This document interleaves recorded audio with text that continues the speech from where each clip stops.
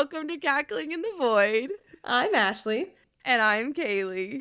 Let's see if the void echoes back today. We're two best friends diving deeper into the world of Beguiled in chapters 16, 17, and 18. Ashley's going to sneeze. Wait for it. Wait for it. Oh, I guess not. Very sad. Very anticlimactic. It is okay. Sorry, guys. My allergies are killing me today. That's so valid, though. You guys have had it's mainly in the morning, and I put my nasal spray in that helps unclog you. And I sneezed immediately after it went in, and I went, "Well, that was useless." Well, after you sneeze, then you put it up there again. Yeah. Sorry, that sounded weird. Not in a weird way. I'm so sorry. Okay, moving on. We're in chapters now. 16 through 18. Yeah, so she's been here for maybe a couple of days, a week, and she's now finally really readjusting to it and is feeling slightly more normal in the world. You feel like she adjusted also, pretty average, quickly, slow? What do you think? I mean, I honestly think that in terms of books, I think that this is slower than most other people have adjusted. Yeah. But I like that because I thought that it seemed like an average amount for a regular person to adjust to. Because you have to understand, she brings it up. She has a Fay body. She brings it up. Yeah. She is fundamentally different than she was in the mortal realm. But I love that she does have certain attachments. She's like, damn, I don't want to wear these fucking leathers. I don't want to wear this goddamn dress. And all I really want is some fucking jeans and a goddamn cigarette. And I'm like, you know what? That's such a mood, girl. You know what? Yeah. You're right. That is kind of such a mood. Also, why can you not smoke? Why are there not cigarettes here? Is that not a thing? Why don't you have them make them jeans for you? Yeah. But also it's I think that it's interesting because, even now she's also seeing the dynamics of the castle. So she has guards with her all of the time. And, she does have, her chambermaid Farah, who is very, much a traditional chambermaid. And so the fact that for the most part, Farah comes in and she's already dressed and ready to go is shocking for Farah because she's like, what do you mean you're dressed and ready to go? It's my job to dress you. It's my job to wake you. It's my job to do that. Do these things, yeah. And you're already done. You can do it all by yourself. And I know that you can, but also no, because you're royalty. But she's there so long, to the point where she knows her guards and things like that. And the fact that some of them don't know certain people. And so for instance, when when Kaylin very coyly flirts with Farah and is like, wow, you're just so beautiful. Just be, hi, I'm new. What's your name? And you're like, yep, okay. You're like, whoa, sir. Yeah, but I also love that Talia can joke around and be like, oh. Yeah. Okay, so is that your type? Is that it? Really? Do you like her? Is she's very gorgeous. You're right, Yeah. And she can have that type of rapport with them. And then now she's obviously been there for a couple of days. Now we're actually finally getting to see outside the castle because obviously they were really concerned with her running away, which is so valid. I would also be, and also she did try multiple times. Yes, she did. So, she doesn't know where she's going, but she did try. No, but hey, listen, it's one of those things where it's if you got kidnapped, and you were given an opportunity to escape regardless of where you were, would you do that? Yeah, exactly. And yes, absolutely I would. Yeah, and the answer is most likely yes. So yeah. So because of that, that's always something to think about, Yeah. But she has this really, as would I, reservation when it comes to Taryn. And Taryn is here and he's like, hey, let me make it up to you. Let me try to make this right. Let me try to explain things. Let me show you these things. Bless you. There it is. There it is. Did everybody hear it? I'm gonna there sneeze again. It is. Huzzah! Ashley had let it out, and now she will sneeze again for everybody. Sneeze for me, please. Ha ha ha ha. Achoo! Fantastic work, Ashley. Wonderful job. You sound like Mr. Peabody and Sherman. You sound like Mr. Peabody. Really? Okay, that's not what I was going for, but okay. I'll that's work on it. It kind of sounded like. Who are you going for? I like want to go for like Dark Shadows, like transatlantic, like amazing. Vampire man. But you know, Mr. Peabody is okay. Like Peabody. It's a fun movie. I actually really like that movie. Okay, we'll work on it. It's fine, guys. We're working on things. We're okay. We'll move on. Don't worry. Mr. Peabody and Sherman is a very cute movie. Yes, of course. Well, but we're gonna make a comeback. I'm gonna go watch more, and then we'll do more with it. You got this. It's okay. Yeah. Listen, we're all working in progress. Okay. Did you guys get that? Working in progress instead. Yes, I did get that. A work in progress, yeah. Yeah. You're so funny, Kaylee. Oh my god. Okay, good. I am so glad you think I'm so funny. Ha ha ha ha ha. You're so funny, Kaylee. Oh my god, you're the funniest person I know. I know, right? Next to me. I am way funnier than you, and you know it. I'm way funnier than Kaylee. Hair flip.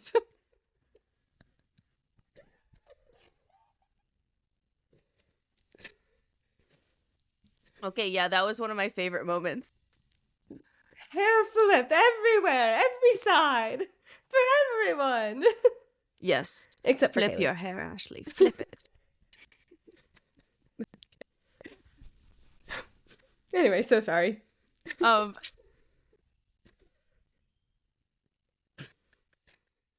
then, Taryn's like, hey, let me make this up to you. And he's like, I can see how lying, like, was wrong to her. Like, he understands. He's like, but he was convinced that he was doing the right thing. Kaylee's dying still. She's still silently laughing, you guys. And so then she does end up agreeing to follow him into, like, the forest and things. And would you do the same? It depended on the friend. Like, if it was me and I was like, hey, like, I know that lying was wrong and I really want to show you, like, why I did it and, like, try to, like, justify to you why I lied to you for, like, years. Like you like we had to think about it. But not for years. Because here's the thing. It's like, he didn't really lie for years because he wasn't in her life for more than, like, a month at this point. That she knows. That's true. So there's also that aspect. But if it was you in our relationship... Oh, God. See, I feel like I would say yes, because I would want to see why, but I don't know if I'd be able to fully, like, the forgiveness would depend on the answer. Well, yeah, and I do like that she's very pending on that. She's like, I would like to give you the opportunity to trust you again, but I don't know if I actually can. And I love how upfront she is about it. Is that what about me? Would you do that too? I think I'd be very much like her. I am one of those people like, okay, yeah, prove it to me. Yeah. Tell me why. Like, tell me why you were so justified in your fucking actions. Yes. And I'm like, if you have a good reason, yeah, okay, then we could talk about it. But it's like, but if your reason is shitty and it's bullshit, I'm gonna call you out on that fucking shit. And I'm gonna be like, well, this is why. Yeah, I was like, immediately, this is why we're not friends. Yeah, this is why we don't get along. Yeah, and hair flip. Yeah, hair flip everywhere. But like, that is the thing. Is like, I also would, but it's also like the idea of it would definitely be like more of like a challenge than like I really want to mend our friendship. It's like, yeah, okay, yeah, like if you really want to prove that to me, then let's prove it and let's see how valid it is. Because if I don't think that it's that valid, then no. Yeah, exactly. No, I'm the same exact way. My opinion is not going to change. Yeah, you know? But I also, it would depend. Again, like, if it was like you and I was like, it would depend on how you came up to me and posed the question. Yes. Like, if you're like, you need to come with me so I can show you, I'd be like, no. But if you're like, hey, like, I am really sorry, like, I know that was wrong, but can I show you why? Mm-hmm. Like, it would really depend on how the person, like, obviously I'm using you as the example, but how the person, like, it was approached to me. Yeah, absolutely. But, like, I feel like right now, like, it's doing really... I think he's doing everything that he should be doing. in certain terms. Like, he's taking it slowly. It's like doing things like that. But you know, we're I also agree. seeing her change in a certain way. And so then, like, they're kind of walking through the gardens, and the roses, daisies, and lavender, and like the birds and everything. Like, she's like, wow, it's still so like vibrant. Like, this is so gorgeous. Yeah. Like, she openly is like, this is so one pretty, of the most and beautiful places that I've ever seen in my entire life. And I'm like, but she also said it's enchanting. Yes, that it almost feels like everything has like this soft glow, like this magical hue almost to everything. Yeah. It's a very interesting. We find out that there's like different types of fae, which I Mm-hmm. feel like is something we really didn't dabble in any of our other books that we've read. Yes. And here's the thing: is it's interesting, especially within this book, that we're seeing everything become different types of fae. Where, and I feel like canonically, at least from what the fantasies that I've read and like experiencing with like tabletop games and things like this, most of these things, yes, faes do have different like Variants. subsets within them, but for the most part, a lot of these things would be completely different races. In terms of that. But I like how we're seeing so many different fae. I like that we actually do get to see a Nixie, which is a water fae, which I didn't know that they were called that. I thought, me personally, I thought a Nixie was like a water pixie. Personally, that's what I didn't thought too. know that it was at least in this world, we now know that it is a subsection of being a fae. Yeah. I don't know if that's the proper way to say that, but different variety. I don't know. What you said makes sense. So I don't we got know to see that. What else. I don't know how else to say that, and I'm sorry if that was offensive to anybody or very, very wrong. Please correct me. I was like, I don't know, trying to put that delicately, even though I know that they don't. I don't know. I don't know. The characters. Regardless. Yeah. I probably offended somebody, but it's I'm very sorry. But once again, I like that we're seeing that there's so many different types. Yeah. And also kind of how they explained how like it kind of works, and how like he was like, oh, like fire would make sense for you because your brother has fire, and things like that, like kind of makes sense. Yeah. And then the water kind of like, and how just kind of they explained. I didn't explain that very well, but that's okay. Yes. How there's different types of fae and how they're kind of explaining how it works. But we still don't understand about the corrupted fae. Yes. Very much. So I'm hoping we get a little bit more information of how like they become water fae and things like that. Well, or do you think they're born that way? Born like that. That's what I thought. Okay. And I feel like the corrupt fae are like fae that become corrupt. Okay, see, that's what I thought. So it's like I don't think they're like a different like species of fae. Okay. I think they are a subset of a subset. Yeah. Like I don't know, like Yeah. There you go. Half cousins? They're like half cousins? There you go. I was like they're half cousins related? Removed by blood? I don't know. Nobody knows. I don't know how to describe that yet. Okay, they're going to describe it later, I'm sure. They are, for sure. I'm sure that the author's got this. Yeah. But I believe in her. She's doing so good so far. And we love it. But then it's really interesting because they went back, at least how I read it, like in a memory. Like Steve, oh my gosh. Yeah. Karen like grabbed her hand and then like everything kind of like whirled and he was like, close your eyes. And then she opened her eyes. Yeah. And he was like, well, I told you. And then she gets there and she's like, hello. And he's like, well, I told you to close your eyes, bro. But it sounded to me like they went back in a memory. Yes, and so like that's why like my note has question marks in it. It literally said went back physically in a memory ? Yeah, because like now they're in the dining room. Yeah, it was very interesting how they did that, but I also kind of love that because it kind of reminds me of what is that thing? I think it's called like the pendulum or something. Yeah. unfortunately, I'm gonna bring it up. We don't really support, and it's not good to support her because she doesn't support our views or anything that we like. But I bring it up only because it is a very popular work of literature that a lot of And people common know, to. and a lot of people know and will understand the reference when I make this. Is when in Harry Potter, when Dumbledore and Harry go into like the pool. Like they stick their face in the pool and then they like dissolve into the memory and they watch it physically. That's kind of what I felt like happened, but in a better way. Yes, I agree. But like I don't know, this one like seemed more mystical to the point where I was like, oh, is this a memory? Because the reason why I say is this a memory because it was so interesting that they actually picked up physical books and moved them. And she was able to read these physical books and she was able to almost like interact with this type of memory. And she's seeing herself in the dining hall. And Rainier is there. And they're younger. Like Rainier's there. Yeah. And then she actually sees her parents and she's like, wow, like she looks like her mom looks just like her, just older. Mm-hmm. And it is like, and like, you know, she gets this bless you. She's like feeling like, and also like she like these feelings are so valid. She's feeling so overwhelmed. She's feeling overwhelmed by the like the memories and the ideas that she's supposed to remember all of these things, but she still can't yet, as well as just like the idea of like, you know, like everybody's telling her, even Taryn is like, your mother was the queen and she was a very, very powerful woman and she was loved by everybody. And also, did you notice how you are meant to take her place, and that is your duty. Is you're gonna step up and do that. And also, I love how they also. She was like, "Well, I don't understand. Like Rainier's older. Why doesn't he do it?" And he does say, "It's like, oh, we have a matriarchy." Yes, and I like how that was like finally explained. Like why is she becoming queen? Why is her older brother not becoming king? What is this?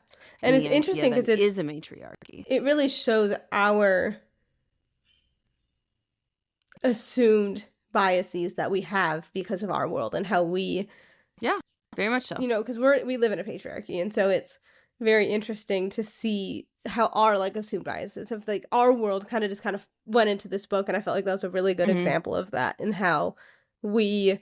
Wow, I just turned on my school brain, didn't I? And how we like see the world versus how they're like, oh no, it's she sees it because she, in quotes, only knew the patriarchy living in within the mortal realm. And so then coming there, she's like, oh, like why isn't the brother becoming king? And they're just like, oh, we have a matriarchy. Like it's no big deal to them because that's just how they are versus how we. Yeah. So I kind of like how that was done. Yeah, and then like I mean, you know, throughout the thing, Taryn is like trying to encourage her, saying like, you know, you're more powerful than you know, and like your abilities are most likely going to be similar, very similar to your mother, and like it really, you are so much more powerful, and your power can change the entire realm's outcome. Like this, like, you know, it is one of those things, and it's like and he does mention, you know, that is something that's mentioned in the prophecy, and that's why even like the prophecy is even why you're like, you know, engaged, like already betrothed. Sorry, I felt like I sound that weird. Betrothed. Because betrothed as a thing is like a betrothed is where it's a pre-planned marriage so that you're not.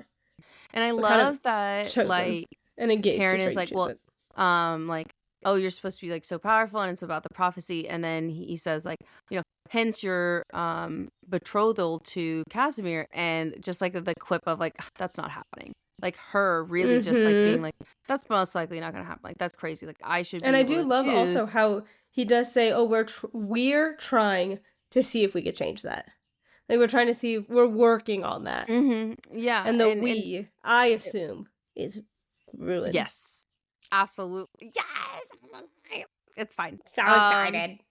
But like, you know, like she like as like she's seeing her parents and as she's seeing like her study and all these things, like she remembers her childhood and she remembers her parents and like, you know, but she doesn't really remember anything else, and she openly is like, I want to see this prophecy. I want to see if it helps bring back things. I'm ready to do it. And he preferences it, and he's like, hey, I just want to let you know, prophecies are very vague. They're up to interpretation, and you can interpret it in any way you want. For instance, do love that. the Unseelie king thinks that you have to bear his heir so that he can have total control of both courts. And we will not let that happen. And like the fact that like he's even saying that before she's even looked at it is so overwhelming. Like just in general, just to be like, oh hey, like you have amnesia, by the way, we're gonna like try to make you remember everything as quickly as possible. And then number two, we also want to let you know there's this crazy dude that like wants to like take you and basically like force you to bear his child. So literally other things are obviously implied in the terms of forcing you to bear your child, like his child. Yes, so absolutely. So let's read this. Yeah, and so now we're gonna get into the prophecy. It is like long, but not. I got you. You ready? Crazy long. Yeah, I'm ready. Let me blow my nose real quick. Okay. When fire and shadow intertwine, a queen shall rise, her fate divine. Bound by love, a crown of light, shall mend the realms, end endless night. The Seelie's warmth, the Unseelie's might, shall find their truce in vows of right. A throne once spit, now forged anew, by hands of flame and heart most true. Through trials fierce and blood once shed, shall weave the fates the stars have read. Not war nor blade, no curse's breath, shall break the bonds defying death. And when the courts in twilight stand, her reign shall heal the surrendered land. Okay, I'm so sorry. Can we please give me a round of applause for that? That was wild, and I did that without any mistakes. Holy shit. I love that for you. Congratulations, Ashley. Amazing, amazing, amazing, amazing. So great. But let's talk about this fucking prophecy for a second. Yes, please. But also, I can't believe I just did that. So good. That was and it was in amazing. Italics, you guys. No, I know. I was like, I'm looking at it. You did so good. Very good, very good, very good. Thank you. I was like, I deserve all of the praise for that. Yeah, absolutely. But I mean, okay, so here's the thing. It's like when fire and shadow intertwine, and we know. So who is Shadow? Well, we don't know yet. Because we know what Ruin has. Well, Cass has wind and possibly glamour, but possibly. He never confirmed. He never really confirmed. He just said that most Fae can. But he definitely has have the ability. He's like, I was just trying. Like, he said it without saying it, and he's done it. Like, hello, yeah. Have we been reading the same book? Yes, but I'm just saying because it's not like canonically openly said. That's fair. We're going to assume that that is what that is. Yeah, and we are not going to assume that it's beguilement, which I think that she possesses. Interesting. I've actually been thinking about this a lot. Okay. Thinking about this a lot.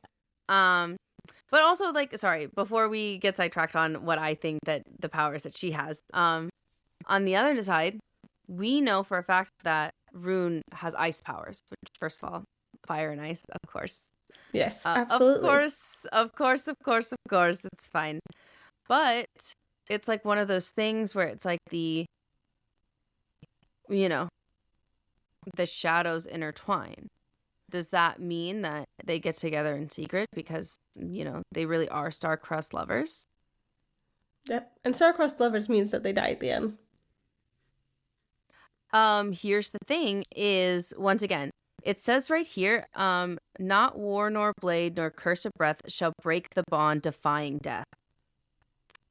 I think that Rune may potentially be like faked killed by the Unseelie Court. And he's going to magically come back to life due to love. I know that's cheesy, but kind of sounds what that sounds like. Now here's this is what I want to happen. Fantastic. Let's hear it, Ashley. What do you think the prophecy means and what do you want to happen? Let's go. Okay. Well, let me see what I want to happen first. Okay. What actually wants to happen first? Let's go. Yeah. We see Casimir slowly, like, as of now, being patient, yet kind of slowly, like, getting really upset that she's just not over what's happened. So what I want is her to not get over it. I want her to not get over it. And I want her to start realizing, like, this thing with Ruin more and more and more, right? And I want Casimir to start going more and more and more insane. like, about it, and just going more, like, no, I need her, and going more, like, really kind of just not doing hot about it, and, like, really pulling her back, and, like, doing these things. Mm-hmm. And then Casimir, in a fit of rage, like, murders his brother, because Valid. now the bond is broken. You don't love him anymore, you live with me. Yeah. This is what I want to happen. I kind of love that. I mean, I'm like, Thank I'm kind you. of down. Do I think that the brothers are going to fight? The answer is absolutely yes. But I think that and me personally, Sorry. I agree. I think that Rune will die. I absolutely agree. I think that it's just like a thing. I was like, prediction: Rune is going to die. I think that it's going to happen though. I think it's going to be kind of like surprising because what I think is going to happen is I think they're going to be engaged in battle, and because Rainier is very much aligned with Casimir. Yep. I think it's going to be this thing where Rune and Cass are fighting and like it's swords, and Rainier comes up behind him and kills him from behind. And Casimir is obviously shocked about it because he didn't know if that's what he really wanted. And then there's going to be a very large split between their friendship, not only their friendship, but then also between like Talia and both of those men that are still alive. Do you think Rune will come back though? I don't know. Here's the thing is like we could definitely have like a little like Romeo and Juliet like Tybalt moment if like even like we could have like a Romeo and Juliet Tybalt moment even if like Cass killed Rainier. You know what I mean? Yeah. Like I think that would be like very valid. I think that would be like a very fun thing. But do I think that they both might die? The answer is yes. I agree. But also I'm like, but also I'm just one of those people who's like, I love to see all of the main characters die. Yes, kill them off, kill them savagely, and let me see their blood. This is why I pitched tons of things to you. But the I'm curious because we came from obviously like one horror books, so that's not a good comparison. But coming from Fourth Wing, which death is a very apparent thing in Fourth Wing just because it is a war college. For sure. And so we knew going in like people were going to die.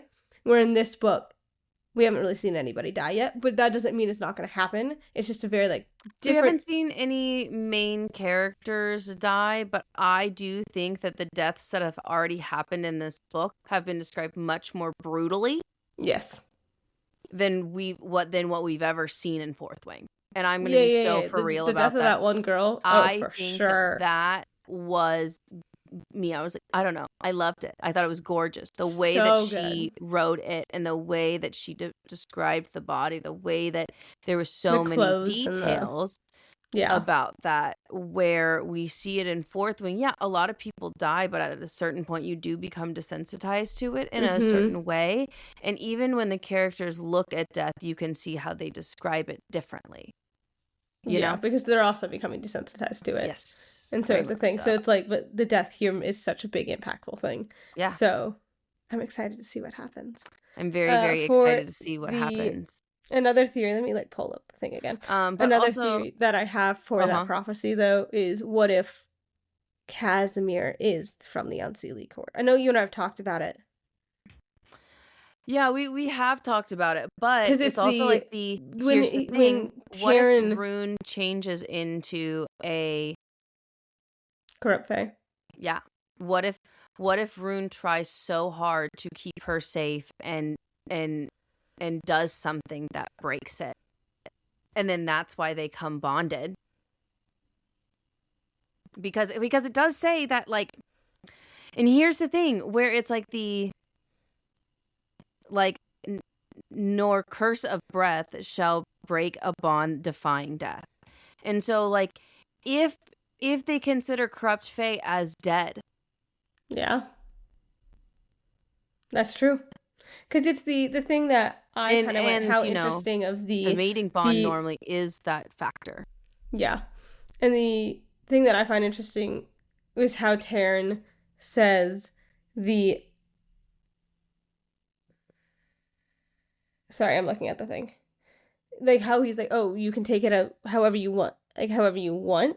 The Unseelie king has interpreted that he needs you to bear his heir so he can have total control of both courts, which is why I'm like, it'd be interesting if Casimir was one of the, like, that because he wants her to marry him so badly. Like, he's so adamant about it. Which it could be, oh, he's trying to protect this court and kind of needs it, or... Yeah, or he's already working with them. Mm-hmm. But once again, like I said, I think that he's unknowingly working with them because I think the higher up is. You know what I mean? So it's like it's a very like roundabout way, but I do think that is happening, and that's going to be like the underlying story.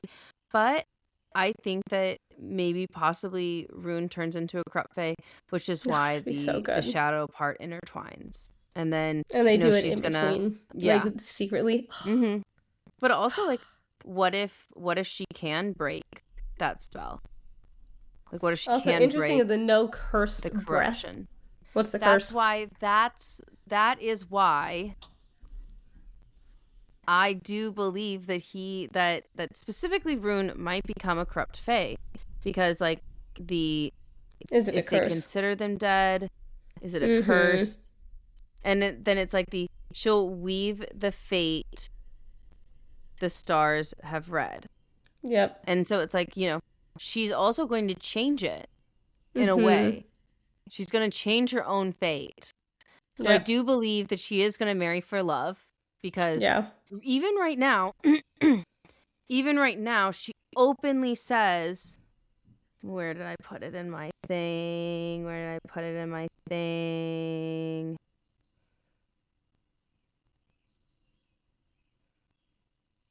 Okay, hold on. Give me a second. Sorry.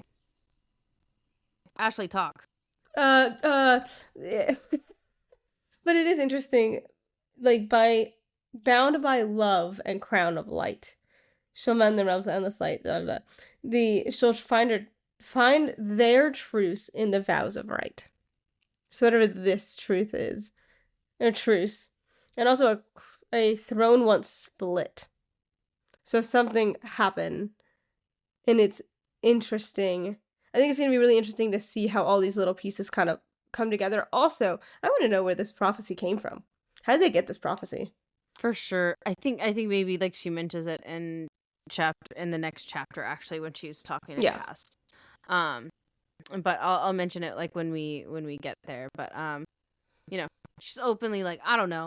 But like also like I love the fact that she, is told this and is like read this out loud, and she immediately is like, okay, well, I need some time to process this. Thank you so much. I'm going to excuse myself to my room. Please leave me alone. And I need to sit down and talk to no one and look at nobody and just be right now by myself. And, after this is the first, after, like, the first time, like, she tried to burn down her fucking curtains. Because she's, like, there, and she kind of describes it. She's, like, a warmth in her chest and, like, in her hands. Like, she's just warm, and then her hands, like, there's light and, like, catches on fire. And then she touches, her curtains, and they catch on fire. Yeah, because here's the thing, is, like, she's so overwhelmed. And if you notice that most magical powers respond to emotion, which is like, a very big thing within like the magical realm. Yeah. But she's doing that, and she's getting overwhelmed, and she's like starting to feel it. And now this is the first time like she actually manifests her power, manifests her magic. And, of course it's fucking scary. And then it's like, oh shit, I can't do this, oh no. And like she like lights everything on fire, and she's like, fuck me, help. Like, what do I do? So valid, So and, like, valid. Like, and like she's just like starting to panic, and like it's just like she's trying to like get it off, and like she's just like really surprised that like that's like what it is. And like Caitlin openly was like, hey, like, could we just like not touch anything else right now? And she's like, yeah, I'm fucking trying not to, and like this wasn't my plan. And she was like, okay, the walls are like slightly more resistant to flame. And like she is, and then like Ruin comes in, and he's like hand me your hands, basically, like, let me hold you.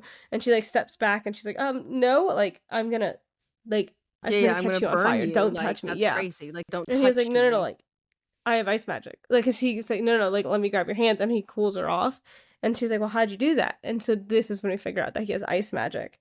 And And I do love how he's like, oh, it looks like you also control flames like your brother. Yeah, because Rainier also controls flames, which is interesting that they have like the same elemental Mm-hmm. power in a way, but I guess kind of makes sense because of Family lineage. family lineage. But even in the prophecy, it was stated that she was going to have fire, you know? Yeah. And I do love how it was like this wasn't just attraction that she felt towards him. There was something else, like she's known him for far longer. The bond, but she doesn't know it's a bond yet. She's just like, this is Yeah. odd. This is weird. And I do love how like they're just like looking into each other's eyes, and it like takes 2 steps back. It's like, I need to leave. Don't burn things. I love how he's like, let me hold you, and then he's holding her, and like he's looking at her, and he's like, I gotta go. Just like immediately like, I have to leave right now. And you're like, oh god, yeah. Okay. You know, like he just like he seems so like silly about it almost, but it's like almost endearing, but it's also like the half of me feels like I would also still be really upset if like there's certain things that like you're keeping from me in terms of like what this new body is, what the new rules are, what is the new precedent that we are setting for us in this world. And the fact that she's coming in here blind and they're just kind of expecting her to know about these things. But here's the thing, there's no way that she even knows what a fucking bond is. You know what I mean? And I feel like not telling her 100%. And I kind of see why Ruin's like, I can't tell her because then it's going to make it real, and he's in so much denial. I know. He's in so much denial. Okay. Yeah, we're good. Yeah. So then we kind of go into chapter 17, and I was like, oh my gosh, we're going to get a Ruin chapter where we get to see him suffering about this, but we didn't. We're still in Talia's. No, which is completely fine. Which is completely fine because we get something, and I'm going to say it. I got the ick from a character. I got the ick. No, it's okay. So bad. It was so bad. I got like the biggest ick ever, and it made me so sad. And like it wasn't supposed to be that big of an ick. But it was. I'm like, oh god. But also like, I think that's like a personal thing about the way I feel about relationships and marriage and certain things like that, where I'm like, ooh, I got the ick. Because like, yeah, same. Me, I was like, because like some people, I'm sure that they were like, here's the thing, is like you could justify his reasoning, but half of me is like, you still can't. I just still got the ick because in my head, regardless of the justification, the answer's no. Yeah, literally. So we're segueing into chapter 17, and she feels really guilty because she hears Rune yelling at the guards, and you know, she is taken out to the garden at this point, and it's like, should I be in the garden? There's a lot of flammable stuff here. Yeah. Because Taryn takes her there. And he's like, no, you're not going to burn the garden down. You're fine. And she's like, okay, we're gonna start by elemental training by a candle, which I actually really love how they did it. Where it was like a candle, very controlled flame.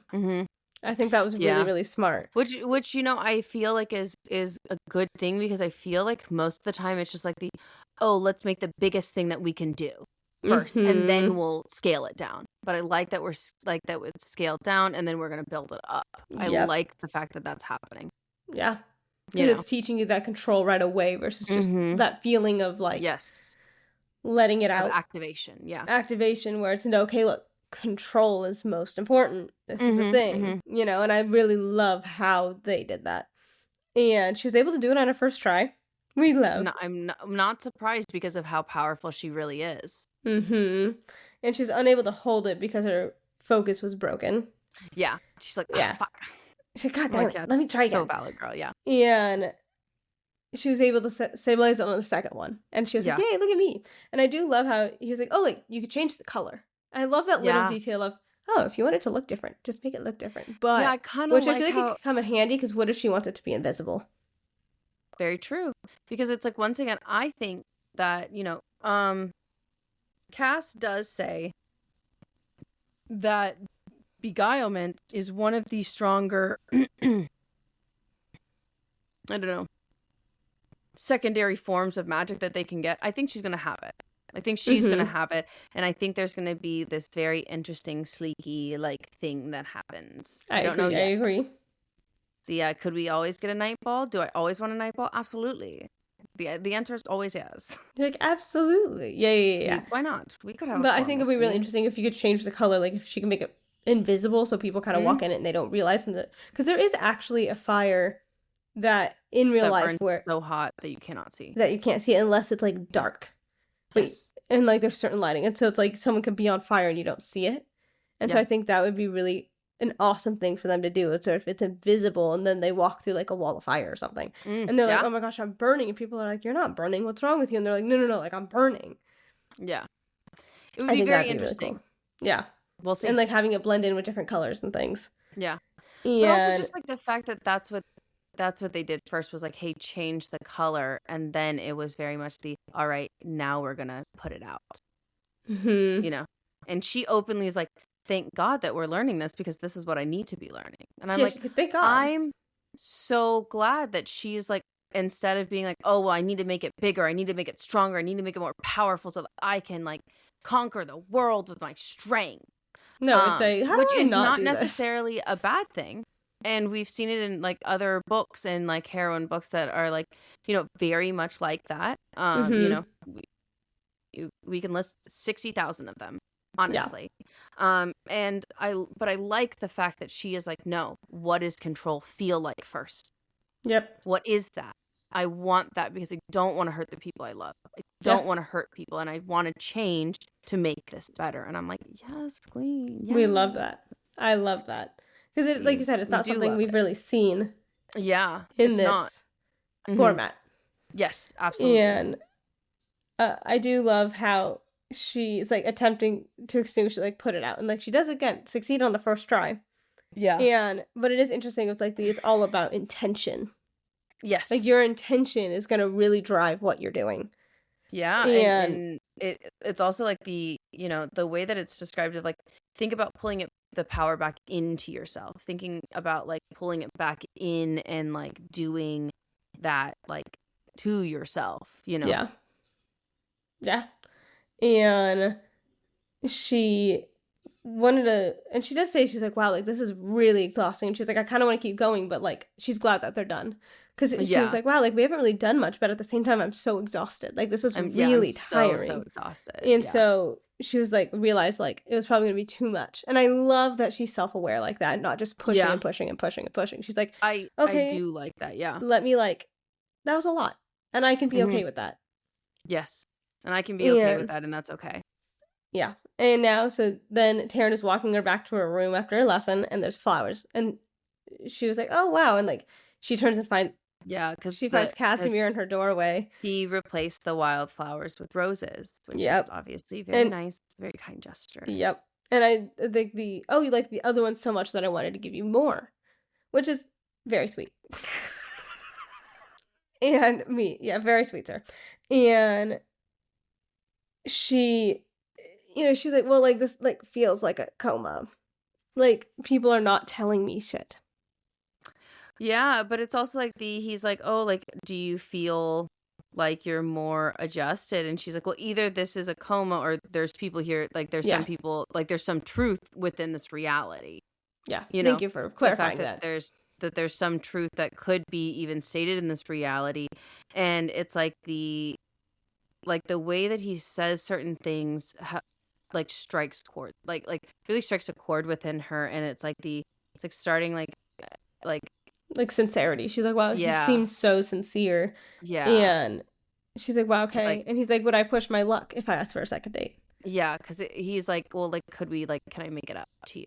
And then can we try again? Is like, will there be ice cream? So valid. I got matcha ice cream. Yeah, and it's so good. It's so good. It's so, like, obviously it's matcha, but it's like creamy, and it's at a place up here that kind of just opened. I love that. And it was so good. I love that. I still have it. I got a pint of it. I love that. And like, even him, he's like, well, that could be arranged. And he openly is like, well, maybe I'll bring you flowers more often. Yeah. And, this is the line that gave me the biggest fucking ick in the entire goddamn world. He's like, it was awful. Oh, can I make it up to you? Like, let's go on a second date and like, oh, I'll give you ice cream and more flowers. And then he's just like so fucking casually about it. Oh yeah, like while we're out, we can also talk about planning our wedding. Yeah. And I I'm sorry. What? love how, like, one, she's like, her heart sank. The words, like, in the air with heavy implications that gave her, like, anxiety. And she's like, wait, like, are you really serious about this? And he's, like, Yeah. confused. She's like, well, like, his face is kind of like, well, what do you mean? Like, of course I'm serious. Like, I'm confused on why Yeah. you're confused. But then also, like, his justification is, like, I've known you your whole life. Even if you don't remember, we belong together. And that was the other line that I was like, that was a crazy statement. The fact that you were like, well, I've known you your whole life, even if you don't remember, and we belong together. And I'm like, I'm sorry. Weird. We belong together? We belong together on what fucking statement? Like, what? Yeah. I don't know you. I don't care if you remember me. I don't remember you. Like, I'm sorry. Like, it gave me such the ick, but then it also was like, Casimir is so naive when it comes to certain things. Yeah, and this is also the line that, like, gave me the ick. There's one more where it's like how she's like, well, I can't. Sorry, I'm like gagging on it. It's also okay. Can't we just date and see if I actually like you? And I said, so valid, girl. I love that. Yeah, Like, she's like, we've been on one date. I don't even know you, you know. And but how he goes, there's no time for that. The council expects it. The prophecy demands it. And then I thought you understood that.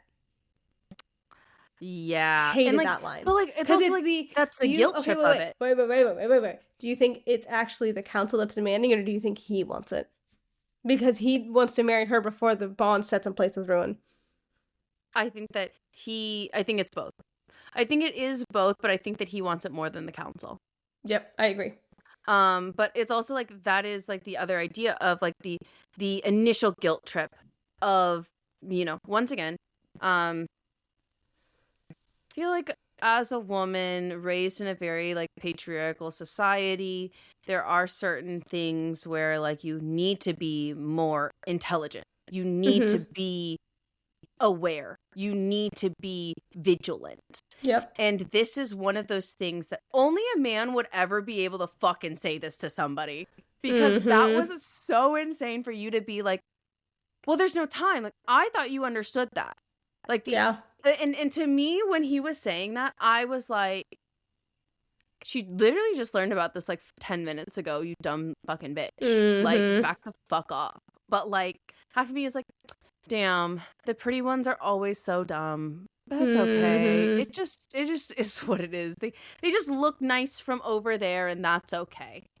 Yeah.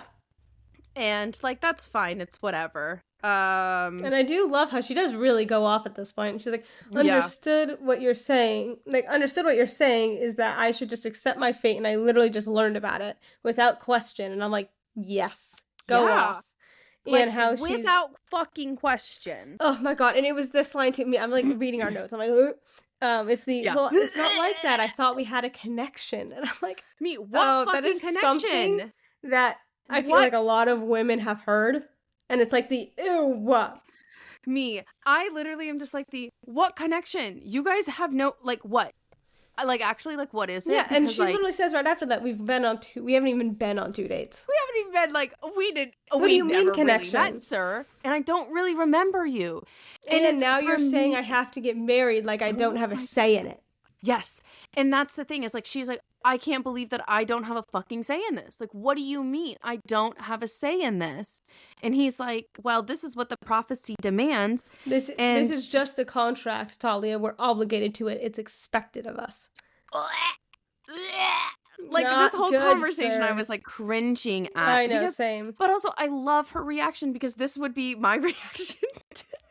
I know. It's like, what do you mean? I'm confused. Yeah, like expected. What about? Like, you know, like that's the thing. It's like expected. What about what I want? Don't I get a say in this? Like, I didn't even come here on my own. And she throws it back in his face because I do think like that is a big thing. She's like, expect of us. What about what the fuck I want? Like, I didn't even fucking come here on my own. Like, this wasn't even a choice of mine. I was just fucking drugged, like literally kidnapped to like be put in this situation. And I'm like, pop off, girl. Literally. And it's I like love that. I And I love hate the fact that you feel this way, because and I it's also feel so this way. going back to his, because there's another one, you don't think I care about you because I do. The council won't allow you to turn your back on tradition, and I'm trying to do what's right for both of us. And like, this isn't how it's supposed to be. Like, this is wild. You know? Yeah. But the wild is like, you think I don't care about you? Like, the way he's saying it is very like, oh, you think I don't care about you? Once again, this is where like the manipulation really comes in. This is where like the guilt trip, this is where like the narcissistic portion of Casimir really does come out, because you're seeing the idea of, oh, I'm going to guilt trip you by tradition. I'm going to guilt trip you because of expectations. I'm going to guilt trip you because of tradition. I'm going to pressure you because of expectation. And now, not on top of that, I'm going to guilt you into being like, what do you mean? You think I'm a bad person? You think I really don't care about you? Yeah. Absolute. Insane. Okay. It's okay. Icky. It's very icky. It's very icky, and I don't care how hot you are. That was fucking icky. So gross. Like, I guess it was okay because you're hot. Like, I guess it's like, it's one of those things where it's like I'm sure that the conversation went on longer because your face is slightly more tolerable, but the words coming out of your mouth are so intolerable. I have nothing but rage, and I want to stab your face. And it's I have no other thing to say except for that was disgusting and that was so icky, and I can't believe you would even say that to me. Literally. And it's also the thing of like, this is where pretty privilege kind of comes into play. And like so much so. He just is like, oh, like I can say these things because like, oh, she thinks I'm pretty and it's okay. Like he's not saying that, but that's kind of, the relationship is a very physical one in the sense of not that they're doing things, but they find each other like attractive. Yeah, and he's kind of but he's also like, he is attractive, like he's an attractive person, you know. And pretty privilege really is a thing where it's you're more likely to approach someone that looks more conventionally pretty than someone that looks more conventionally not. If that makes sense, like it's like in a human's brain, like you're just naturally gonna veer to that because they look safer in quotes because so like pretty privilege is a thing, and I feel bad for people that like, you know, are conventionally attractive and conventionally pretty and how society deems pretty, which is dumb and it's a whole other case, but because it's harder, like in a certain sense it's harder for them, but it's also that can only be an excuse for so long. You need to work on yourself and for like better yourself and stuff, but also people that do have the privilege of like pretty, in quotes, pretty privilege, being aware of, hey, make sure that this is like something like they like you for you know what I mean, like just it goes both ways, but it's pretty privilege is kind of dumb. My TED Talk. Thanks for coming to our TED Talk. But it is a thing. It's very much a thing, and it's just like one of those things where you're like, I kind of hate that it happens, but it happens all the time. It does, and constantly. He isn't aware that that's kind of what is happening, but no, he's very, once again, the ignorance of a man. Yeah. Oh God, this was shown in this conversation, and I was like, it was just like so icky, and like, you know, like my jaw dropped. I was like, ooh. Yeah, she's like, this isn't how it was supposed to be. She had always envisioned her future of love and choice, and not of obligation and resentment. And I'm like, oh, I love that line. It was a beautiful line. Good. Obligation and resentment, because that's what it would be in that relationship. She thought that her future was going to be full of love and choice instead of obligation and resentment. And I was like, I loved it. So good. Yes, it was so good. So good. What a great line. Because that's exactly what the relationship would be. Yeah. Exactly. And I feel like that's how she feels. And she's like, well, I want to marry for love. And I don't think that that's something that's wrong. And I also agree. I think that people should get married for love and not anything else. Because like, to be quite honest, marriage is hard enough. And if you don't like your spouse, if you're marrying for money, also kind of valid though. Pending the person. But also I don't know. Love. I don't actually know about that one, because here's the thing is like, there are some people where it's very true. All the money in the world sometimes can never make you happy. Oh, for sure. Unless you're living within your values, you're never going to be happy no matter how much money you have. And like it's and if the you're not once married again to like someone you love, that kind of makes it really hard. and it's like, but it's also like here's the thing, but here's the thing is you could be happy if that aligns with the values that you accept for yourself.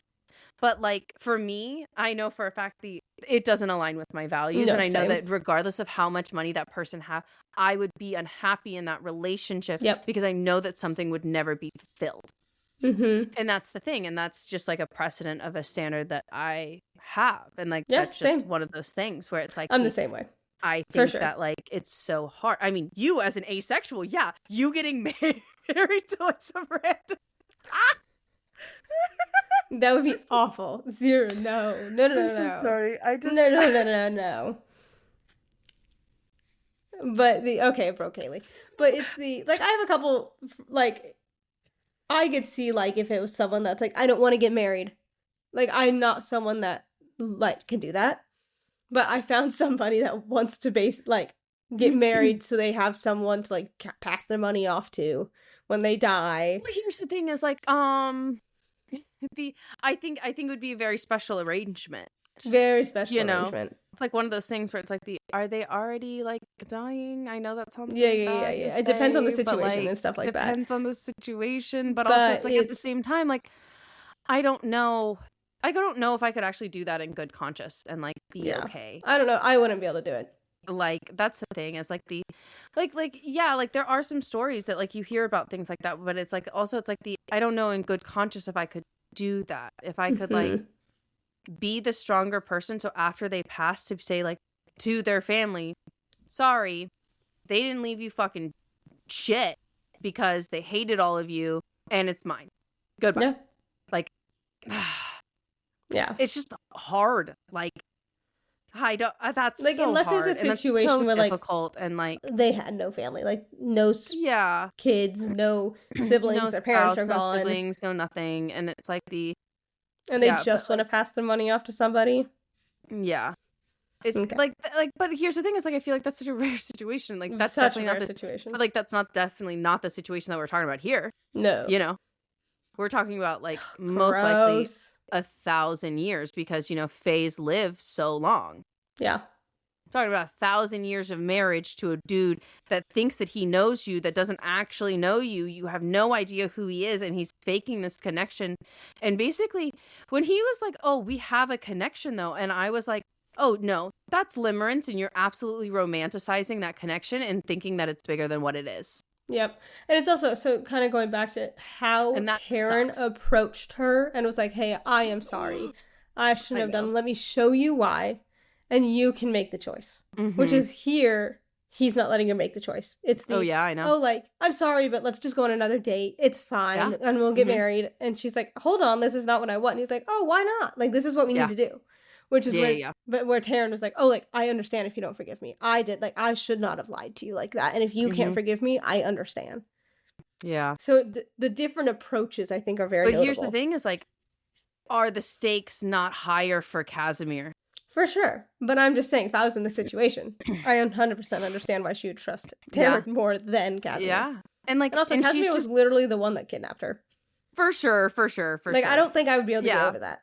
And like she openly is just like, I need air. Like, she's like, I know that I just fucking came inside because I was tired, but like, I can't even be in the same room. And like, now I feel so uncomfortable. Like, I just need air. And like, she like literally like runs to the garden just like to like get some air. Like, and she's like openly like, it's having fresh air is such little comfort when like, you have to make the right choice now, and like you're just feeling so at a loss, and you're feeling overwhelmed, and you just feel like you can't make it. And it's like it's also like the idea of this is that overwhelming pressure that I think Rune was trying to avoid. By bringing her back slowly, by like really like letting her adjust, things like that. But we don't get that sorry. We don't get that adjustment period because it is happening so fast. And, literally like at the end of that, like that, now we're going into chapter 18. I love how these chapters like so flow together. First of all, chapter 17, amazing. I loved it. I got the biggest ick ever. And I absolutely loved every second of it. Yep, absolutely. It's the, yes, please. This is what we need in life. Yeah, I loved it because it was also so real. I Mm-hmm. love the fact that but also I love the fact that Cass didn't change his mind or didn't change the way No. that he felt, regardless of her expressing her emotions. Yes. But number one, I'm glad that she fucking said it, because most of them Mm-hmm. don't. Most of them are just like, oh, okay, yeah, maybe we could do that. And then, like, I they just, like, do walk like how away. she holds her ground and will speak Yeah. her mind. I It's love once that. again something that we don't see very often in this book format. Yeah. But And I love it. It's so good. I also think this is a great setup for this prophecy, for seeing her Yes. become the queen that she needs to be, because openly the prophecy says, like, she's going to twist fate to fit those stars in a way that fits her, basically. Yeah. And so it's like, we're already seeing this now. And to be quite honest, me, what if she never gets married? I kind of hope that she doesn't. I kind of hope That'd that be so Rune good. dies and that she doesn't get married. And, like, she just, like, somehow takes over the court. Like, it's going to work. Would love it. Yeah. But also, it's like one of those things where it's like I wonder if she does it with beguilement. I wonder if she charms the king enough to, like, do Lavender Marriage with Taryn. love that. First of all, yeah, that man is so fucking gay. I So don't care. gay. I do not care. He's either gay or pansexual. There's no in Because between. he openly He's said so something about a hot queer-coded. guy, and I was like, Oh as yeah, should, sir. he openly is like, yeah, that guy's so hot. And I'm like, And he so also for dances sure. with a guy in the beginning of the book. Yeah. I am also like here for that. I was like, yeah, pop off. Absolutely. Because, like, here's the thing, is like, yes, like, he's so queer coded, it is unreal. Like, you're like, yeah. But I also like that it's not, like, openly stated that he's gay, or he's Because openly it's stated just that a he's fact. pan. Yeah. Oh god. See, this is where I need to shut up. Media. This is where I feel like Ashley's in a media literacy course as well as, like, a no, communications I'm in an intercultural course, and communications class, and we oh, talk a sorry, lot about how media I'm so portrays sorry. I'm so sorry. communication between cultures. Yeah, I'm And so sorry. a big one that we talked about, and I did a kind of like a little presentation-ish thing on, was how media, and I'll like specifically with LGBTQ, portrays that, and how a lot of it is like, you have that gay best friend that's very stereotyped gay, very stereotyped in that way, and it's typically always a man. Very stereotyped gay, and it's almost always kind of like a big thing, like, oh look, he's gay, and like it's stated, it's a big ass thing, which is where like certain things like I had a show, I don't remember, but it's really nice when media and stuff like that, it's just a fact, it's just a thing, it's, oh, they're gay, but they don't even say it because it's acknowledged, and you move on. It doesn't need to be a big deal, because it's really not a big deal. And so I love when it's just like a it's just there. It's just there. It's everywhere. There. It doesn't need to be stated, and it's cool. It doesn't need to be stated. Like, no, literally, it could just be, oh, like I went on a date with a guy, like, or I went on a date with a woman. Like, it's like, okay, like, cool. And then it's just like, oh, like, how did it go? And then it just moves on. It doesn't need to be like, oh my God, you're gay? I didn't know that you were gay. yeah. Like, it doesn't need to be this big ass thing. Yeah. And like, but I feel just like come to bed when you're done. Shut up. I'm sorry. This is that's why, like, I literally one of those things where, like, you can't wait to talk about that in specific. I was so excited when you got to that scene. I have a lot of opinions because of being me. I have a lot of opinions because of being me. And this is why I'm like, Black Sails is so good, because you have a cast of like 10 main characters-ish. Yeah. And not 8 or 9 of them are like in the queer spectrum. Yeah, obviously. And I'm like, but it's not. They're fucking pirates, duh. They're literally pirates, yeah. But it's not something, like, it's not something that's, it's a big thing, but it's not a big thing, and I don't know how to describe that other than that. Yeah, it's okay, guys. It's okay. But what I'm saying is this book does a really good job of, like, oh, like, I went and danced with the guy, and it's like, oh, like, that guy's really hot, but it's not, oh my God, he's gay. It's oh, like, how'd it go? Yeah. Go get him. Absolutely do that. Yeah, absolutely.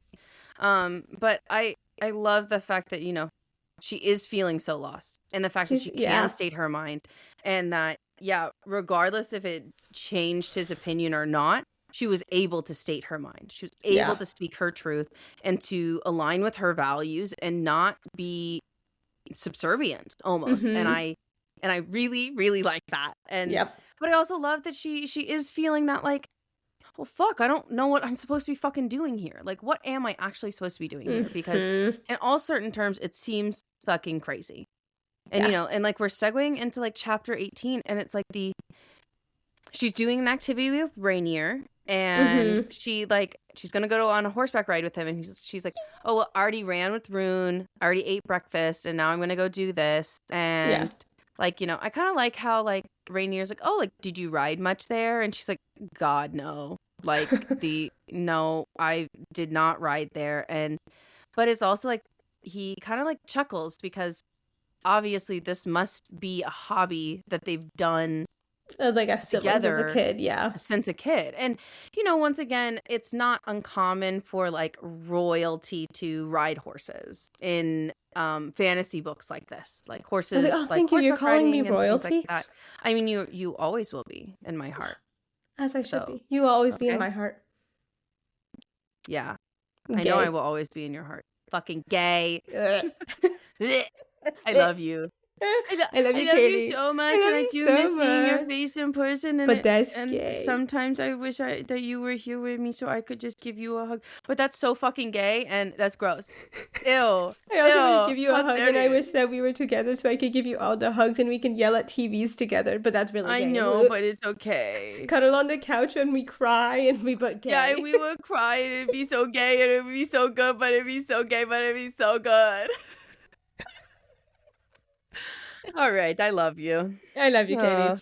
Anyway, but it's interesting because I do love how it's kind of, you always hear it, kind of like riding a bike. If you don't do it for years, you still know how to do it. Oh, yeah. And with horseback riding, muscle memory kind of like kicks in. Yeah, you're just like, oh. So I feel like horseback riding is the same way. You just might be a little bit weaker because it is a muscle group you don't often use. And so, like, muscle memory will kick in. Because, like, I remember I fell off and had a pretty bad fall, and I had to stop riding for about 8 months. And I remember like going back and like the muscle memory was there, but I was like, ooh, I can't do this as well as I could. It's like, ooh, why am I so tired of like posting at the walk? Like, what is happening? But I will say posting at the walk is harder than posting at the trot. Absolutely. Duh. But I see why they teach you at the walk. Yeah. Because it's like if you don't know the trot can kind of throw you out. Yeah. But I remember. Yeah, I know. This is my thing, so I'm gonna have to try not to like go. No. That's why I wanted you to talk. That's why I wanted to talk about this chapter because I knew that you would love to talk about this chapter. There's horses, and there's horses, and they're right. And my boy is doing so good, and also the fact that she feels good about it.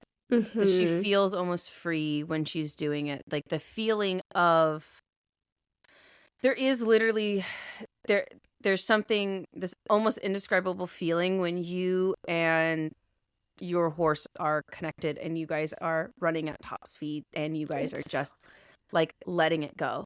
I've never done that on my own horse. He's a baby. He's a baby. Well, he's a baby, and you need to wait because he's a fucking baby. Yeah, and you will do that later. Only, later, really but also galloped twice. One time was in a lesson. The second time, Kaylee was there, and it was for my birthday, and my friends and I all went on it. We all went on a trail ride, and it was so good. It was so fun. So we went for 1 hour. So my fast. Fiance. Oh, it was so fun though. My fiance got off, and then we all went, kind of started like doing like trotting, cantering a little bit more. Yeah. And 3 of us were experienced, 3 of us were not. Yeah. And like they've been on horses, but it was more trail ride horses, not like actual. You've done shit on horses, like more. Yeah. Big like thing. Anyway, and one of my friends there screamed and scared the horses, and. And it's okay. We all shook our head when that happened too. Yeah. And so then so it was like Kaylee and I were in the front. Another friend was in the front. So it was Kaylee, my friend, me, then my other friend, and then my other friend. And my friend runs into the trees and screams because the horse kind of ran into the trees. Yeah. And all of a sudden I just see her sliding and I went, oh shit. And then, but the horses took off. My other friend in the very back was able to kind of see it and turn her horse so he wouldn't run. Yeah. But so then now we had a loose horse, me, my other friend, who now that we come up on like a sharp turn and she gets thrown off to the side. Yeah. And then there's another sharp turn. And then we're in an open field. And I remember thinking, oh, fuck. Because we're in an open field. So that's when they like really go. And then we're like halfway through the field. I'm like, This is kind of fun. I mean, I'm not gonna lie, I had a fucking blast. And it was also like one of those things where it's like I saw that turn and I was like, yeah, fuck, at the speed that we're going, I know that this is gonna happen, so I might as well jump off now. Because jump off now because we already know that this is gonna happen. For sure, because we go through the field and then we run to, we're now like where the parking lot area is, and the stable is right here, and it's either we're gonna go straight to the road or we're gonna turn back into their like into the enclosure. And I knew for a fact they were gonna do a beeline to their fucking enclosure. And so you because like they slowed down a little bit, so you dismounted, and then I saw what you did, and I went, oh my god, that was so smart. I dismounted, and I'm glad because I was like, they both went in, reared, spun and turned, and we went, reared, spun and turned, and I was like, the answer was no, not a good situation, especially in because then we also had 2 loose horses with us as well, and we were like, we need to get off if they start running away. And so then we went in, they all went into the enclosure. Everything was fine. Now granted, should we have taken them back out? Probably, but we had to make sure everything else was okay. The owners of the trail could do that. I was like, it was a little bit harder only because I felt it was harder because some of the riders that did get dumped were not nearly as experienced and was their first time getting dumped. And it was one of those things where it's like I've been thrown off a horse so many fucking times that it doesn't really matter to me. Like, I'm like, and it's also, I feel like there's no, I'm okay, like getting back up and like doing it again. But it's also like the idea of like, want to making sure like everybody else is okay. Like I know like muscle aches is like a big thing. Like muscle, and I literally we got back to the cabin that we were staying at, and I was like, okay, everybody, you're all taking ibuprofen. Like we were all taking ibuprofen, and a couple of them were like, no, like I don't need to. I'm not sore. I'm like, no, you're taking ibuprofen. Need it. Yeah, you're gonna need it. They're like, I'm not. So I'm like, no, you will be. Trust me. You like once the adrenaline like wears off and all of that kind of stuff like happens, like you'll feel better. Like I promise you need to do this, and it's just like the idea of like at that point we just needed to emotionally take care of like people more than like the horses and stuff like that. Yeah, but it was like we took the saddles off the horses, so because some of them were trying to roll. They were fucking rolling. And I was like, whoa, that's crazy. God. Do not roll in your goddamn saddles. Your back, you're gonna ruin the saddle. Like, don't do that. So we took saddles off. It was more or less like, no, that's crazy. Yeah, but I will say, when we were galloping, it was kind of fucking fun. It was so fun. And I didn't have, because my stirrups were like that uneven, so I just dropped my stirrups because like I'm gonna put all my weight. At all. Oh no, I dropped my stirrups. I was like, no stirrups for this. This is fine. But now we have a really fun story to tell. I mean, honestly, it was so fun. I had a blast, and honestly, I feel like everybody had a blast. I feel like everybody would do it again, and I thought it was a lot of fun. I also will say it's like the difference of, because I technically didn't grow up with horses, but obviously lessons are different than a trail ride, and there's a big difference. I feel like falling off in a trail ride I feel like in a trail ride, you don't have that mentality really of I could fall. Like you do, but it's like you do. You have these mentality that, but it's just sorry that I made that face. You have the mentality that you can fall, but I feel like it's a very different mentality when you're in a lesson starting to like do more things than just kind of walk around. Does that make sense? Like I remember like in lessons. But yes. But I don't know how to explain it other than like you could fall in a trail ride, and it's not that you don't, and it's like that thing, but it's I feel like, especially if like you don't take lessons, not that it hasn't clicked in your head that you can fall, but it doesn't. In a lesson, it's very much like you're seeing people fall off. You're seeing these more often than you're in a trail ride, I feel like. Yeah. Does that make sense? Yeah. It's hard because my experience is different than yours. That's true. Because I did trail rides before I did lessons and stuff, and I never saw once someone fall off during a trail ride. And so that's interesting. Isn't that interesting? But also like once again. But also my trail rides were not with like my trainer and stuff. Like it was just trail rides in like Hawaii and shit. So it was like actual like trail ride horses. That like only walk a certain pace to do that. Versus like trail riding on horses that aren't trail ride horses. So like I feel like that's from like the mentality is different because you don't see it. Once you see it and you do it yourself, it's like, it's okay. It's also, I mean, once again, like you said, it is very different between like growing up with horses, being exposed to it like from a very young age, like where, I grew up with them and most of my experience was out on trail, and I've seen so many people get dumped on trail. I've been dumped on trail. It's one of those things where it's like I'm so used to it. Yeah. That I don't. it's hard. I understand what you're trying to say, but I also don't know how to say that either, because I know that that is an experience that other people have had that I've never experienced. So I can't relate to that because I don't know that feeling, but I know that it exists. I don't know if that makes any sense. And it's like, once you start, I know it exists, but I don't have and that it's like, feeling. Once you start taking lessons and stuff, you're seeing people get dumped, and you're gonna get dumped. Yeah, And it's very much a knowledgeable thing, and it's really interesting hearing people when they first start. Some trainers are like, "Oh, are you scared to fall off?" And they're like, "Yeah," and like, oh, they're walking around, and they like, I've literally seen some trainers like, after like people are like, "Yeah, like my biggest fear is falling off," and like they're just like walking around, and like, you know, like the trainer sometimes like walks pretty close to the horse regardless, and then the trainer just like pushes them off. And they're like, and like they just fall off, and they were like, "Well, was it that bad?" And you're like, "Okay, we're just pushing people off, I guess." And you know, really funny. And like, and it the sounds idea like something is, like, my old trainer would have done. yeah, and like the eye, like but I saw that like as a kid, like just people being pushed off by a trainer because they said they're like, "Yeah, I'm really scared to fall from this height," and she just comes up, pushes them off, and it's like, "Okay, well, get back on, like let's see how scary it actually was," you know? Yeah. And like that's that challenge of like the idea of And like keep going, you know? Yep, and it's with horses, and it's also interesting, like, when you first start, it's like, oh, if I fall off, and then eventually it's like, so when I fall off. Yeah, when I fall off, it's gonna be a win. Happen. You're gonna fall off. And absolutely, yeah. But it's also I think it's really important also, like, especially if you like horses and you want to do trail rides and stuff, I think it's also really cool if you did take a couple lessons just so you learn how to do things. And like, because I was talking with my friend, one of them that fell, and she was like, oh, like, it's not like, I wish I was just like working out more at the time. And I was valid. So then I could have stayed on. And I told her, I'm like, oh no, so valid. Like, you are strong. Like, you are strong and you do that. But I kind of said, I was like, but it is very different from like working out and working on a horse. Because there's going to be movements, even if you work out and you have the muscles, there's movements that you're not going to be prepared for. Oh, for sure. That will throw you off. Yeah. Like, if that turn, like, if you even have the leg strength, if that turn, that momentum, if you're not used to it and you know how to sit it, it's very different.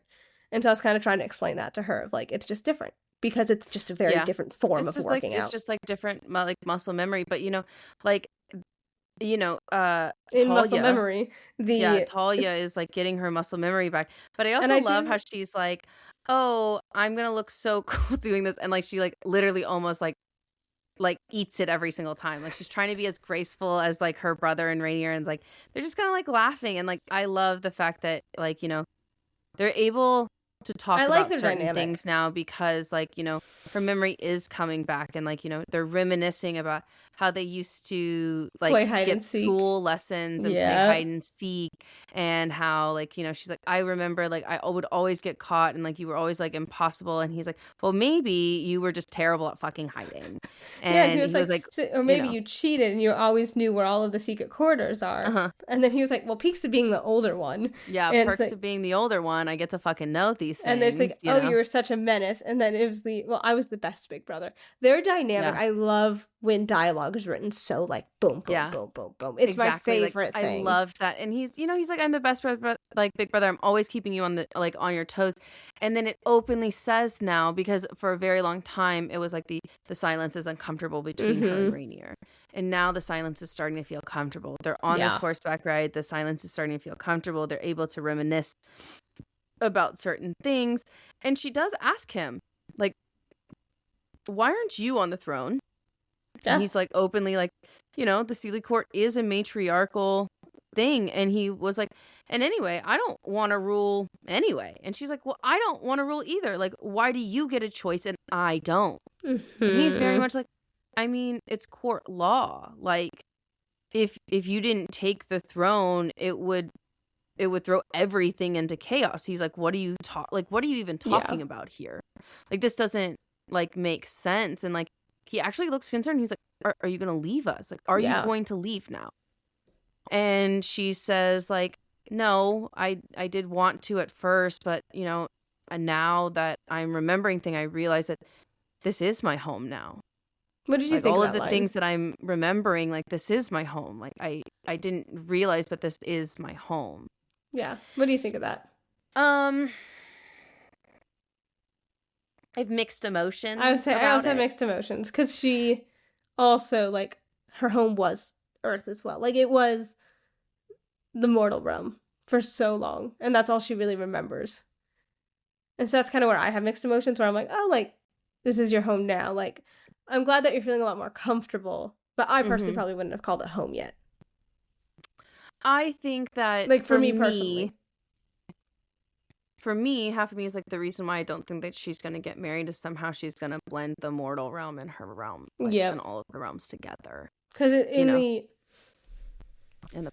thing, it says, a throne once split, now forged anew. So maybe the throne was the realm split. Yeah. When the court surrenders in Twilight, say her reign shall heal the surrendered land. So I'm wondering if it is, like you said, like the mortal realm and the... Yeah, and the Seelie court bond together to rise up against the... Yeah. The Unseelie court, you know, by the third book. Because there are 3 books. So, like, we're also, like, trying to, like, get that together, you know? Yeah. But it's also, like, just, like, the, you know, she's just... It's complicated. And she knows that it's complicated. But, like, she wants to remember. And it's, like, But, like, you know, but, like, her brother is supportive. He's like, hey, if you're having any feelings or anything, like, weird about it, like, just, like, let you know, like, I'm always here. Yeah. You know? And I love like, that. Like, the sorrow of not remembering enough, as well as the pressure for, like, what's going to happen in the future and if she's going to be prepared is, like, so much for her. Yeah. And I do love how he brings up Casimir and the engagement. And he's like, well, you may be my queen, but I'm your big brother and I'll kick his ass for you. And yeah, like he's like, if you want me to, I can absolutely do that. And I love how she's like, well, I can kick his ass if I need to. Yeah, and then he's like, oh yeah, that's right. How's training with Rune? You know, and she's like, I'm fucking tired and I'm sore. And he was like, most trainees feel like that. So really quick, do you think he actually has such a loyalty to Casimir based on that? Like, now that I think about it, like, yes, he has a loyalty to Casimir, but do you think he's actually loyal to Rune?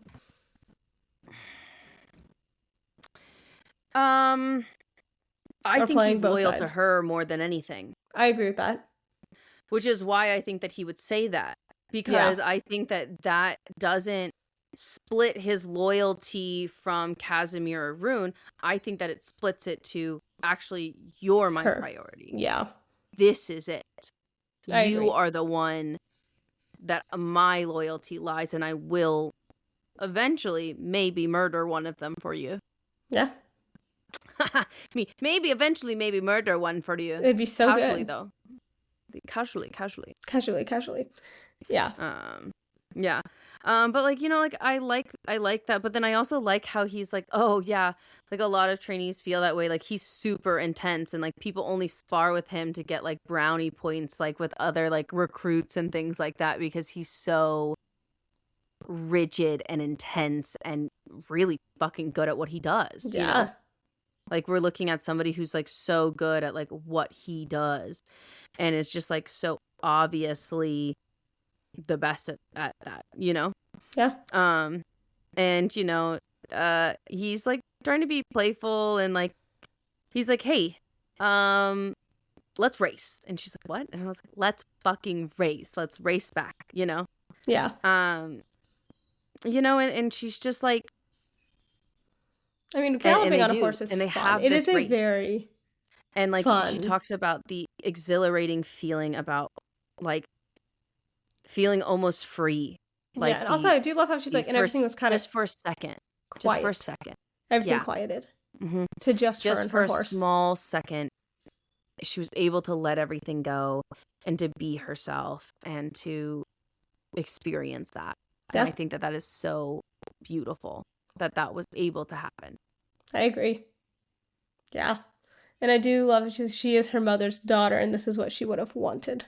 Yeah. Like, them to get along and, like, her to be okay. Yep. And for her to be okay. And I do love how she, like, tries to do a graceful dismount and, like, falls. Yeah. Almost eats it. Like, doesn't get out of the stirrup. And, like, you know, he catches her and he's like, okay, let me help you. Yeah. Like, I've multiple times, like, gotten off of a horse and, like, stumbled backwards and fallen. I'm like, what? How did that happen? Yeah, and then like as like they're getting off and like she's laughing and like she almost feels normal, a stable hand comes in and notices who like she is and like kneels like so low and is like, "Oh, like the like I'm so sorry, your highness, like your grace, like what can I do for you?" And then like Mm-hmm. I like how Rainier is like she doesn't like being called your highness. Be careful. Be Yeah. careful when calling her that because you might scare her off. Yeah. Like but because like Rainier like jokes, but he still knows that this is such a delicate situation that she Mm-hmm. could possibly leave at any moment. Which is so valid of her. Yeah, which is so valid, but it's also like the idea of They like have to be so careful of what they're they saying. have to be so careful about it. And he was like, "Oh, like are you hungry? Like let's go get lunch together before your next lesson." And she's like, "What do you mean? I have another lesson." She's like, "What? Yeah. What do you mean?" Yeah. And And then what she's do you like, mean? he's like, "Oh, like you're learning like the history court with Taryn." And she was like, "What do you mean?" It's like, "Ugh, I don't want to." She's like, "So you're And telling me that I come back here and I have to go to school?" yeah, no, I love that like she says it like that. She's like, "I get kidnapped. Rune makes me run every morning now. And like and now I have to go to fucking school? And now Yeah. you're putting me back in school?" And I love like his justification. He was like, "I mean, well, technically you left when you were 15, so you didn't even finish school, so you kind of need to finish it." It's like And she's like, politics and etiquette. And she was like, "This is going to be the worst." So valid. so valid, so Yeah. valid. And then he's like, And if you're not a lot and like act bored, like yeah. you're already halfway to being a queen. Yeah, he's Like like, if you already do you know what? this and you It's act not that bored. much. Just act bored. You already like look like a queen anyway. And then he's like, "Trust me, food makes the lectures a little So less valid. unbearable, but So still valid. not great." But also, yeah, I agree. Like eating before like anything big is like sometimes like so much better. And I love how they go into the kitchen and they steal like bread basically, and she Because he's like, openly, yeah, and he's like, "Big brother of the queen, a second in command of the guards, and you're still stealing food from the kitchen." He's like, "Old habits die hard. Besides, what's the point of being important if you can't sneak some fucking bread sometimes?" And I'm I like, do really so like him. valid. So valid. And it's like the jokes aside, you're going to be fine. And you've come a lot further than you've realized. And I think that you just need to like Give your breathe lessons a and chance relax. Yeah. And like give everything a chance and like go into it. But also it's like the idea of like, it is hard because, we're seeing Rainier's like loyalty shift Yeah. towards her to cater more towards her, to make her feel more comfortable, because I don't think he wants her to leave. I think he likes having her here regardless if she's the queen or not. Yeah. But it's also like the idea of like, I think that he is correct. The fact Yeah. that she is so much more powerful than she knows, and once she gets it handled, it's going to be good, Yeah. And it's just like that, it takes that encouragement, but it's hard when you don't trust anybody around you, Yeah. I But agree. it's valid reasons why you don't trust anybody around you, because that's crazy, Yeah. So what do you think of it? I actually really like him. I like him more than I thought I would. I don't know. I like her brother a lot. It's fun to see the dynamic of like a brother and sister. Yeah. Instead of like a sister, or a brother and brother, like it's fun to see like that dynamic of that, especially because she is like the younger sibling, and he does like kind of like take care of her sometimes. And like I did like the brother gesture of like, like I could beat him up for you if you wanted. Yeah, like, I'll do that casually though. Just casually. Do you think we're gonna see Kay again?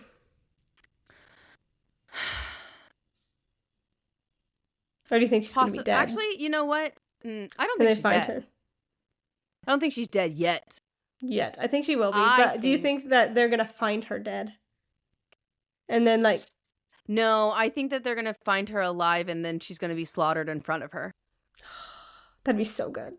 Like, I was like, if I could picture a scene, she's gonna be slaughtered in front of them. And when I say slaughtered, I mean actually slaughtered. Like, it's gonna be bad. Like, I'm not like, oh, like, yeah, she's gonna be killed. No, she's gonna be slaughtered.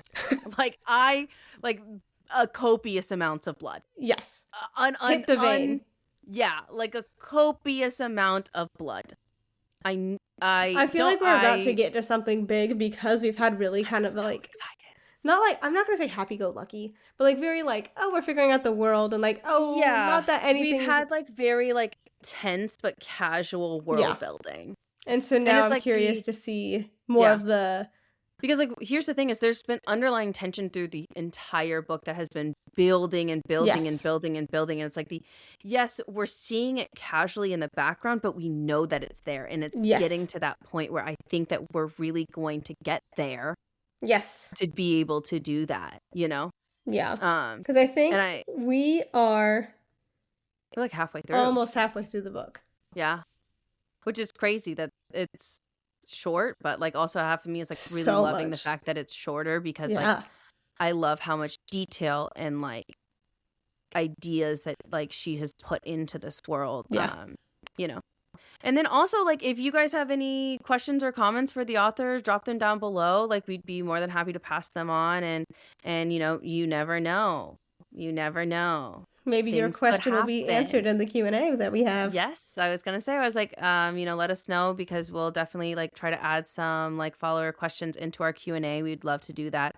So make sure you drop comments below. Make sure to like, follow, subscribe, hit all of the buttons. And if you'd like to support us in any other way, we do have a Buy Me a Coffee link, as well as on Buzzsprout. There is a little icon that you can click to donate as well. Anything does help, as well as, you know, somewhere honestly. We're just so grateful that you guys tune in and listen to us every single week rant about absolutely nothing and but yet everything and everything all at once. Yes. You know, we really do love you guys. We really appreciate you guys. You're all so great. You're all so great. Mwah, mwah, mwah. Yeah. And the last thing that we have to say to you is, what did the void say to you?